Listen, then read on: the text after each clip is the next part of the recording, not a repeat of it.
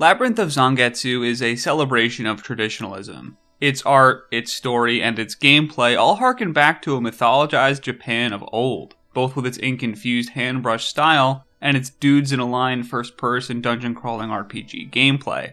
And that's also why it's not exactly a surprising game. Its rigid adherence to its yesteryear throwback style ensures that what you see is what you get. And it's why the same intense difficulty that had me pulling my hair out when I overplayed my hand and got wiped in the labyrinth is also the source of profound relief I experienced when I leveled up and got a new tier of cleric spells.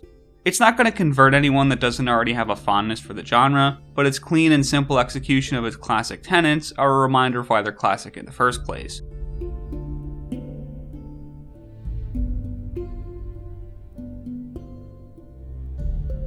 Candidly, this is probably a little closer to a first impression than it is a review. I'm about 7 hours and 4 dungeons deep, which the UI suggests is maybe about halfway through the game.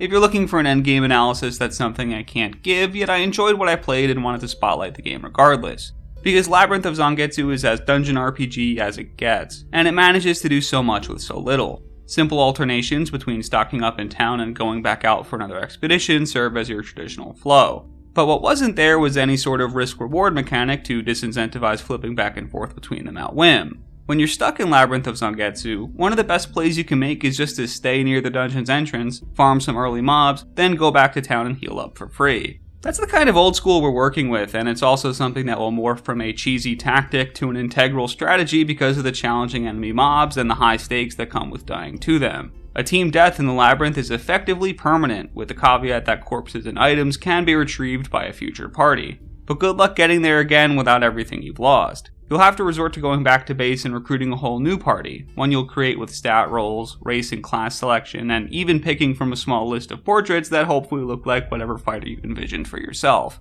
Even if this plucky young group of novice warriors are able to grab the corpses, the resurrect mechanic is as last century as it gets. You pay a ton of gold and roll some invisible dice so that half the time the game just laughs in your face, takes your money, and leaves the corpses lifeless anyway. It's why Zangetsu is a game of incremental advantages and slow, grindy gains. But there are some obvious modernizations that poke through some of the old school trappings. Smart UI elements like icons that display when you have equipable gear being unused and an auto redo last turn button help reduce some of the input quantity you might expect traditionally.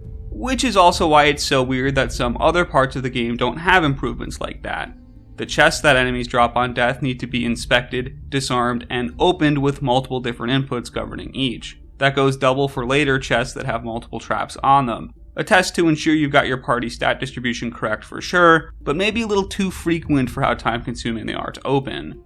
You may also be surprised how non-labyrinthine Labyrinth of Zangetsu is. Because despite the name, exploration is a component but not the primary focus. Both a mini and macro map that autofill out the details as you move around make most of the pathfinding trivial compared to some of its genre contemporaries. Instead, the lion's share of your time will be spent engaging with and taking down the various enemies.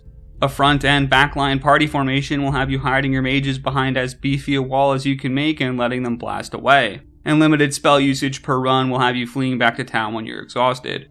Labyrinth of Zangetsu knows this and embraces this. The small list of conventionally modern features that the game boasts are largely UI concessions to help make the game more playable with a controller and a smaller screen, and it manages to introduce them without declawing the game entirely. For better or worse, this old school romp is unconcerned with broad appeal, and that uncompromising attitude was as much a source of frustration as it was fun. But its no-nonsense approach to the dungeon RPG formula was simple, if not easy, and it makes it a great pick-up-and-play Steam Deck or Switch experience rather than the longer-term commitment that some of its peers are. It wears its heart on its parchment, so much so that any one idle screenshot almost entirely conveys everything that this game is about.